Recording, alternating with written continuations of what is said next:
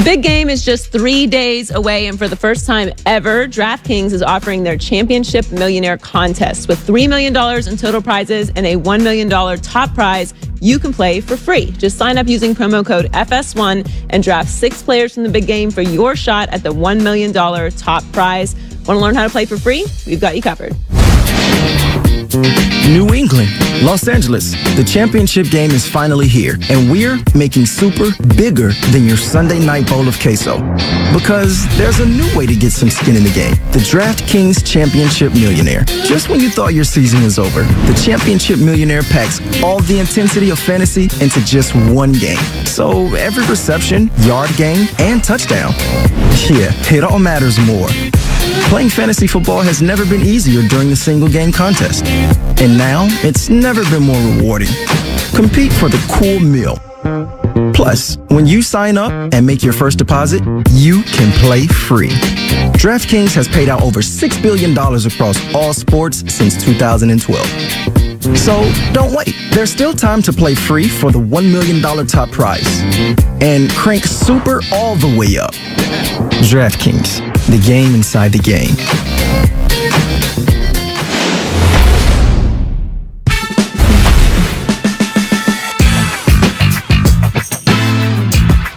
Cold and flu season. Try Vicks Sinex nasal spray. Works up to 12 hours. Use only as directed. Don't eat half the jar like I did once as a kid. This was a rough childhood. Mean streets of rural Washington. A lot of great coaches in the NFL. Vince Lombardi, Bill Walsh, Joe Gibbs, Mike Shanahan, Parcells, Jimmy Johnson. This is the longest dynasty, though. 18 years, one team, one guy, Bill Parcells. Rob Ryan said yesterday at Super Bowl in Atlanta, it's just Parcells sees the world differently. Or Belichick, excuse me. I remember the first Super Bowl year. See if this ended up paying off. I don't know. He's like, look, these guys can't tackle. Get over there and work tackling every day. We're working tackling during the playoffs. Oh, yeah. After practice, they're putting their stuff on to tackle. Well, let's think about that. How'd that tackling pay off? Well, let's see. Didn't Antoine Harris force a fumble with a formed tackle on Ricky Proehl right before half when we kicked him? He scored that touchdown. That worked out pretty good. I think so. He can't watch a TV and just see the actual movie. He sees the dials. Hey, we're watching an RCA today. He's got dials. He's got the, it's like he sees the whole console. I don't see that. I don't have that vision. I don't think anybody does. I think a big component to this, Bill Parcells and Jimmy Johnson, to me, are the closest thing I think I've probably seen Bill Walsh to this. But Parcells battled sometimes with owners and got restless. It was kind of a control thing. And Jimmy Johnson, similarly, Jerry Jones was a meddler. Joe Gibbs got burned out. Bill Walsh burned out. I think the big component to the dynasty in New England that's not talked about, it's three-pronged. Robert Kraft is a non-meddler, therefore allowing the coach that wants control free reign, and you have a quarterback who is uniquely coachable. This is very much the San Antonio Spurs way. A non-meddling ownership group.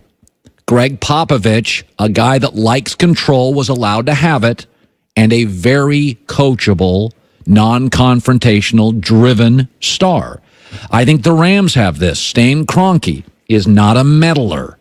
Sean McVay, therefore, allowed to run his system unopposed, and a non-confrontational, very coachable star. If you look at what blows up dynasties, there's no reason Shaq and Kobe had 5 more years of prime years. What blew it up? The battle for control. What blew up the Heatles? Pat Riley and LeBron. The battle for control. There's no reason we don't have more of these. I mean, Shaq and Kobe could have won 6 straight. It was all ego. It was all getting control. I'm not blaming any one guy. It was Phil Jackson. It was Shaq. It was Kobe. It was West. It was in Miami. It was Riley. It was LeBron. I'm not blaming anybody. But what New England's doing is they've got the 3 components that really matter in professional sports. A smart, non-meddling owner, a coach who's smart, who generally is kind of a control freak, control maven, and he's allowed, because of the non-meddling owner, to do what he wants to do. And then you get a driven, very coachable, again, somebody amenable to coaching, Tim Duncan, Tom Brady. And that's how it works. And it just, guys mess this stuff up. Guys create dynasties, and guys blow them up. And it's always, always over. Dallas Cowboys with Troy Aikman. They could have won 6 straight. Barry Switzer won a Super Bowl there, a college guy. But it was, we had a smart meddling owner, Jimmy, therefore, who likes to control the football, wasn't allowed to completely control the football. He said, I'm out of here. And then Troy Aikman got caught in the middle of it. And it is, this should happen, I guess what I'm saying is, this should happen more. But you get these billionaires, these sports teams are often toys for them.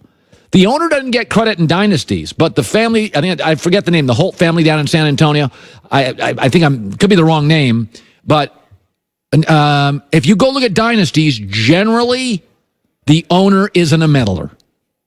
The owner isn't the fact that you're not sure about who the owner is? Yeah, there you go. R.C. Buford's the GM. I think I don't. The Spurs ownership group.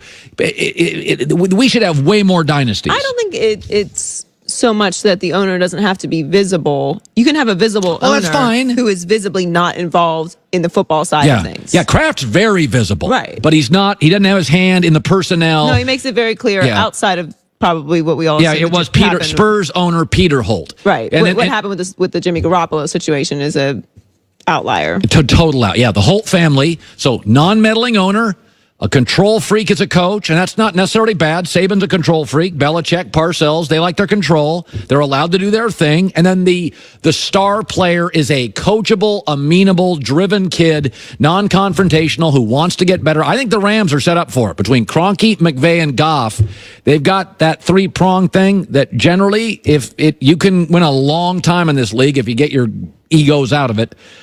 Joy Taylor with the news. No. Turn